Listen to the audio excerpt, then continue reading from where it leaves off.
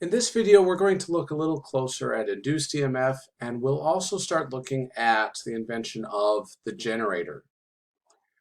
So let's take a look at an induced EMF due to a moving conductor. So here's an interesting scenario. Remember that we can induce an EMF in a circuit by either changing the magnetic field, changing the area, or changing the angle between the two. So here what we have is we have a loop of wire, so, and we just have a conducting bar that crosses the wire. So in other words, you've got yourself a circuit that follows this loop and then crosses the bar back to the other side of the loop. So you've got yourself a bit of a circuit here. Okay, well now let's take this metal bar and move it forward or to the right in this direction. In this example. Well, after it moves a certain distance, we can find that distance by taking the velocity and multiplying it by time, but that is just a distance. So distance times length gives you a change in area. You've changed the area of your circuit. Your circuit now follows this area.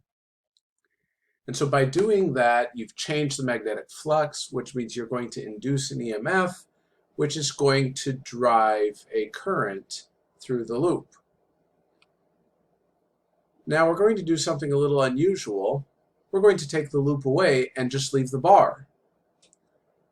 So this induced current is going to drive positive charges downward and negative charges upward, but since you don't have that loop anymore, the positive charges collect on one side and the negative charges collect on the other side. And so this creates a bit of a drag. You have a forward velocity, but because you have these moving charges, that's going to generate a magnetic force, which creates a drag on this bar. You'll see on this page, following this video, you will see a video from the Royal Institute where they do a demonstration based on drags of magnetic field, magnetic forces. And so you'll see that on the page as soon as this video is completed. So where might we see something like this, where we have a metal bar that is crossing through a magnetic field and thus produces a difference in charge and thus a voltage, creates a voltage between the two ends of the bars? Well, a good example of where you might see this is actually on an airplane, because your airplane is the wings of your airplane are one great big long moving bar and is passing through the Earth's magnetic field. And as a result, you end up getting one tip of the airplane. Let me get a different color here. One tip of the airplane that is positively charged, and the other tip of the airplane that gets negatively charged. And so there's a voltage difference from one tip of the airplane's wings to the other. Anything to worry about? No, not a whole lot. There's actually an example in your textbook where they calculate it, and if I remember right, it came out to a total voltage of something like 1 volt. Not a whole lot. Definitely something to protect against, because it could get stronger, and since there's a collection of charges, you could get struck by lightning.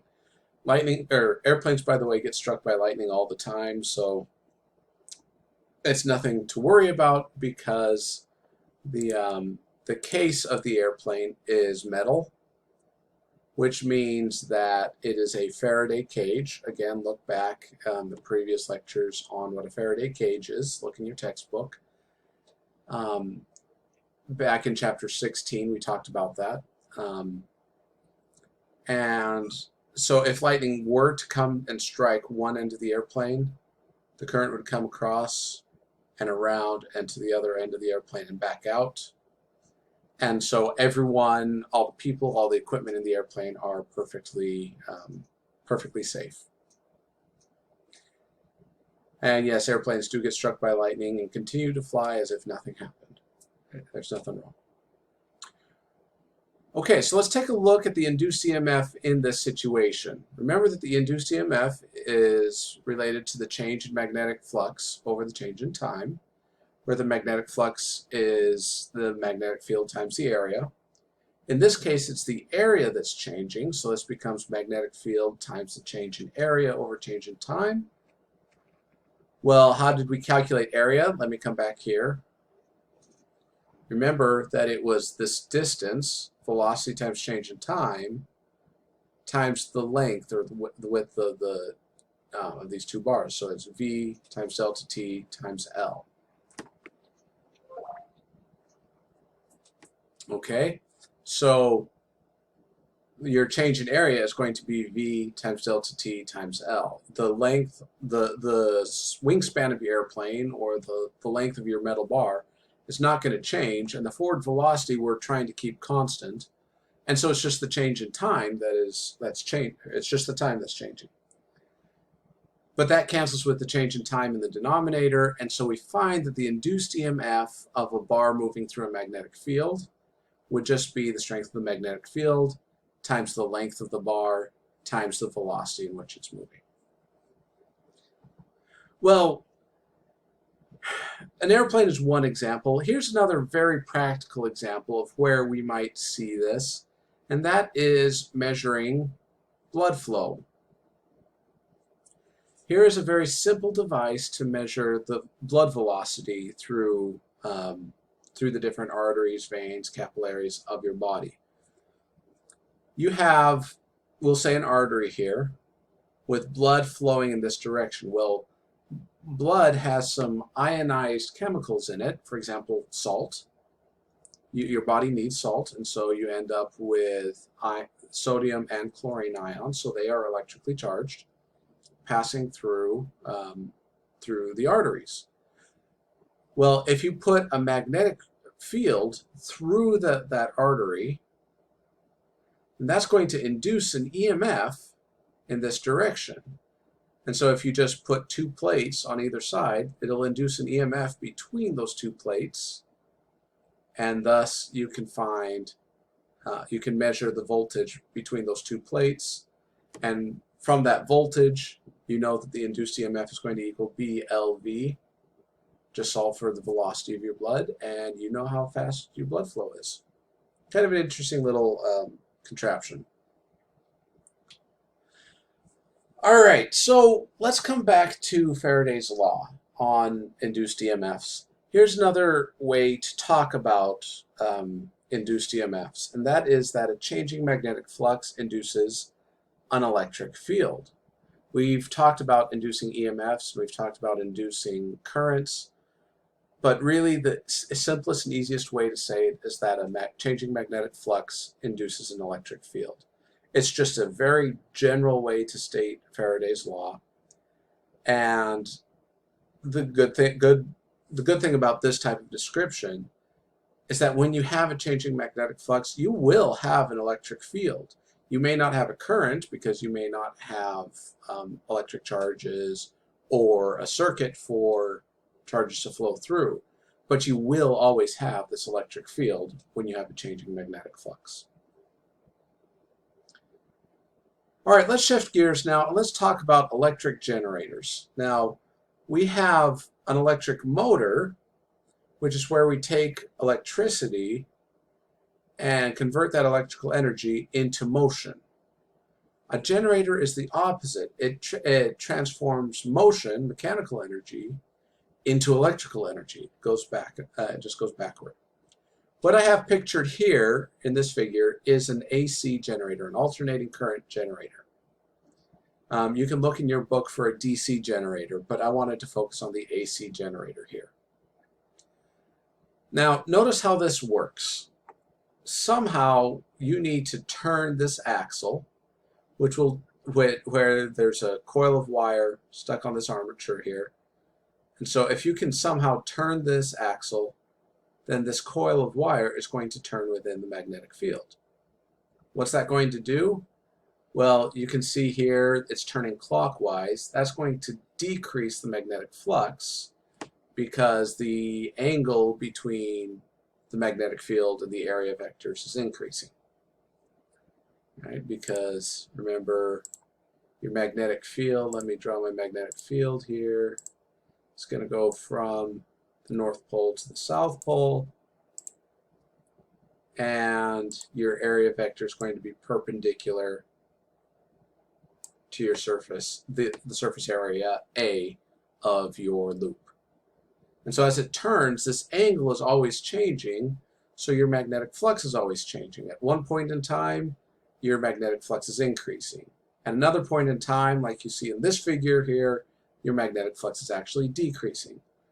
And so it increases, decreases, increases, decreases, and following Faraday's and Lenz's laws, that's going to create an EMF that's alternating between a positive EMF and a negative EMF, an AC circuit, or an AC current. So let me get back to the first thing quickly, and then we'll do a mathematical calculation, show the mathematical formula for calculating the EMF in this situation. But the first question was, we need to somehow turn this. Well, how do we turn this axle? Well, you can do it by forcing it using falling water, such as from a hydroelectric dam, or a steam turbine, like from a coal power plant, or a nuclear power plant, or a windmill. There are all sorts of different methods that you have that will take this armature and start rotating it to cause this loop to rotate within the magnetic field. Okay, so how do we actually calculate the EMF in this situation? Well, the induced EMF turns out is going to be N, which is the number of loops in your wire that you have in the armature, times the magnetic field between the two poles, times omega, which is the angular frequency of the, excuse me, the angular frequency of the armature, how quickly it's rotating, times A, the area of the coil, times the sine of omega t. Following this equation, you'll be able to calculate the EMF at any point in time of this whole setup.